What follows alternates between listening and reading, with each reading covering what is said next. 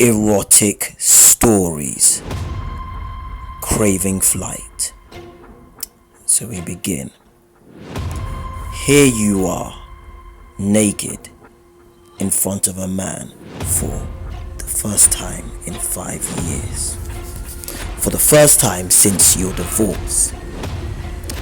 You hope with all your heart this will be the last man who will see you this way. That you'll be able to give yourself to him fully, perhaps even more than he knows. There's only one last piece of your plumage left to give way, and though you see motion out of the corner of your eye, it takes longer for his touch to reach you than you'd expected. It's as if he hesitated, but then his hands begin roving the tightly wound scarves, searching for the place to start. He doesn't ask you for any help, so you don't give him any, but you let him fumble until he finds the place where the ends are pinned. He unwinds the bound length and lets it rest against your back. He then says to you, "I've been dreaming of this." His voice is thick with desire or emotion. It's difficult for you to tell which because you can't see his face. And he proceeds. "Every night for weeks, I've dreamed of you coming to me. I could imagine your body, but this was a mystery." Reverence, that's what colors the timbre of his voice. You know what your students and the other faculty would say about you, and probably most of the strangers you see walking down the street. You feel as if they feel that you're foolish and old-fashioned and anti-feminist, but you're not, and you can understand that sometimes your secular and your religious beliefs come into conflict. You have no excuses to offer.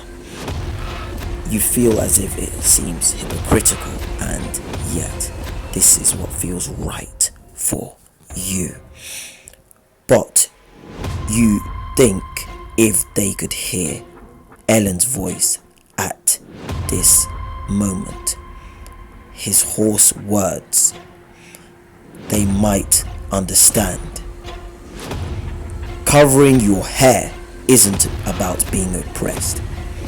It's about honoring your faith, but also about giving a gift, and in so giving, bringing a man easily twice your weight and a good foot taller than you to his knees, having him so consumed with thoughts of you that you occupy his dreams. With sweetly graceless movements, he begins to unwind the cloth from your hair, and when he sees it, there's a whispered exclamation.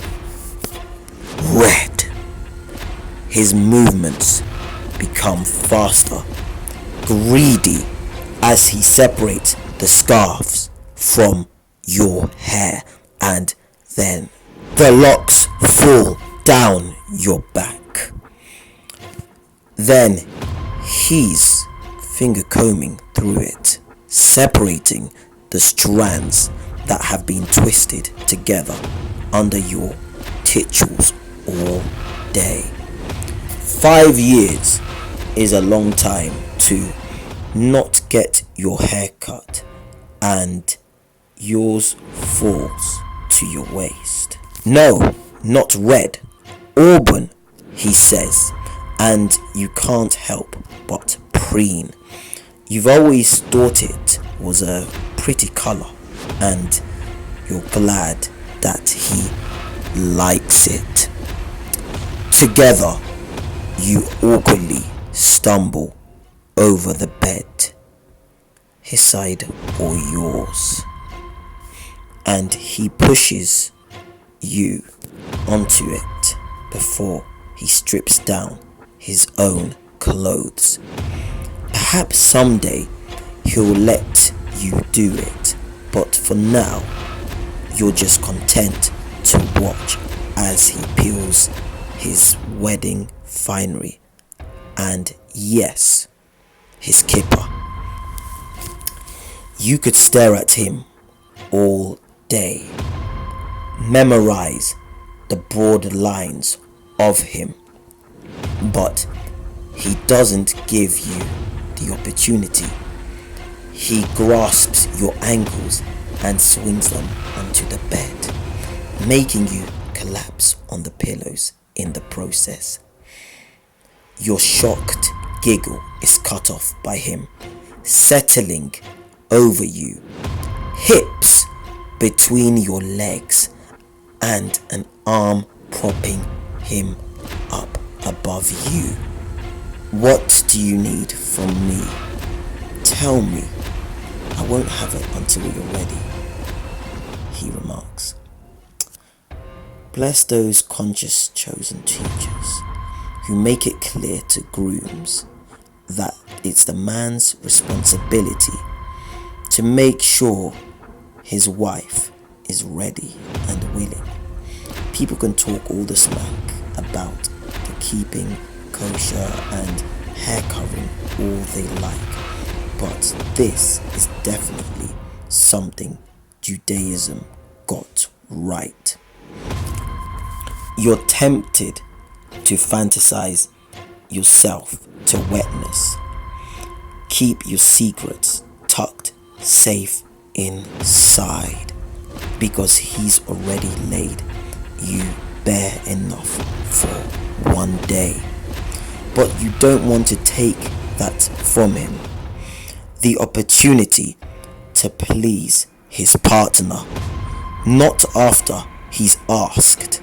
And perhaps if you are the luckiest woman on earth right now, he might indulge you. And if he won't, it'll be fine. It will. He's real enough, control distilled, that it'll be easy to tell stories about him in your mind when he lies on top of you and thrusts inside. You're lucky in some ways that orgasming is such a mental exercise for you. But what you wouldn't give to come from what was actually happening instead of the yarn spinning in your head. So when he strokes his thumb across your cheek, his big hand cradling the side of your face, you tell him, I try, oh, big breath. You begin to wonder that maybe if you hadn't studied him for so long from afar, you wouldn't notice the slight rise of the center of his eyebrows. But you have, so you do. This is his curious face. What is my crazy wife going to say? I like to be hurt. Even through your rapidly fluttering eyelashes, You can see his eyes grow wide and his nostrils flare. Hurt? He echoes, and the heat in your cheeks grow more intensely. Yes, this is profoundly uncomfortable. You begin to feel as if you should have kept this to yourself after all. But you realize that you can't take it back now. But maybe you can slowly back away from the elephant you've just lobbed into the middle of the room. You don't need it. Yes, you do. This was part of the reason you left Brooks. Because he wouldn't give this to you. Couldn't give this to you. Why are you pretending that's not true? Don't you like to be spanked, little bird? Now it's your turn to be surprised. His tone isn't mocking or cruel. It's sweetly enticing, like honey dripping from apples, or perhaps something not quite as sweet. Darker, earthier, more lingering than honey. Molasses. Breathing around the wings, beating at your heart. You moisten your lips between your teeth. Yes, with just a hand or more than that. Thinking what damage his substantial palms and the strong fingers might do, you breathe. A hand to start. He nods. To start. Yes, but perhaps something more than that. Perhaps. Turns out you actually don't need to be hurt to get turned on. All you need to do is talk about it with his dark eyes, laser focused on you. Between your legs, there's a rapid growing heat and sensitivity. If he slipped a hand between your legs, he'd find you very wet. But instead of reaching down to the apex of your thighs, he slides his hand towards the back of your neck, fingers twining in your hair and closing. It makes your lips part. He now says to you, and besides being hurt, are there other things? Other things? You say as you try to look innocent, but the tightening at your scalp and the shake of his head tell you he's not buying it. Oh, come on. Don't tease me. Tell me the truth. What else? The beat of wings about your lungs grows more intense and you struggle to breathe. Restraint? I like to be restrained. My little bird likes to be kept in a cage? That's not how it feels.